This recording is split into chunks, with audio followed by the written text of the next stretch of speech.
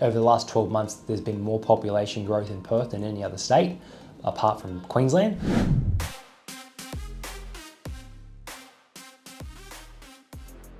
But migrants that are coming, you know, there's like 550,000 visas apparently approved, and 50% of those are going to Perth. In the last 12 months, Perth jumped 9.5%, and that's beat every other capital city. Sydney's done 4%, Melbourne's done 1%, Brisbane 1.5%, Adelaide 6%, which is pretty high. Perth's up 9.5%. They're not building enough properties. There's too many people moving there. Affordability inflation is one of the big points, and like that pushes supply and demand, and when supply and demand are out of whack, then like the prices start to explode. And it's just the time, like it's just the time of the cycles. Ironically, like there's a couple of videos which I'll email through if you haven't seen them. There's like 3 videos which I actually, in one of the videos is like 3 years old, like 3 years ago, I was talking about, it was like 2020, and I'm predicting Queensland's going to double the next 3 to 4 years. I say it in the video, and it's got the timestamp, and then it actually happened. Like it was why.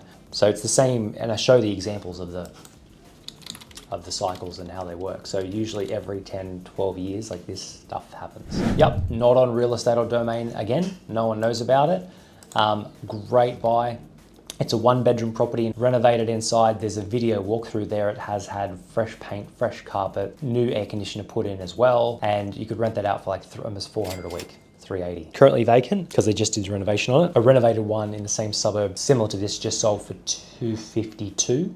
That's attached in the email. Someone would pay $250 for that if that was online, maybe $255. Very affordable, huge yield, low body corporate, low strata.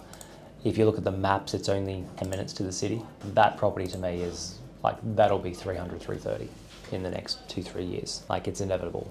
220, you couldn't even build the property construction cost for that. And then if you break up the land that it sits on, because like how I look at some of these old blocks, there's 20 units in a block and they're on 5,000 square meter block of land as an example. Like you take the 5,000, you divide it by 20, and then you've got 250 square meters of land.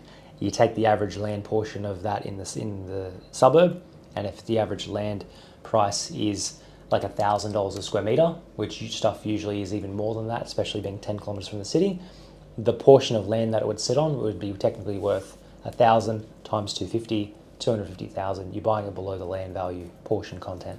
And that's why I own like 40 plus units, because I used to buy 1-bedroom unit. I own a property like identical to that in Surfers Paradise that I bought in 2016.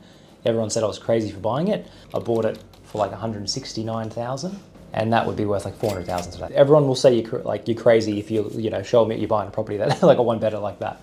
Unfortunately, some people do. Logic and method behind it seems madness sometimes.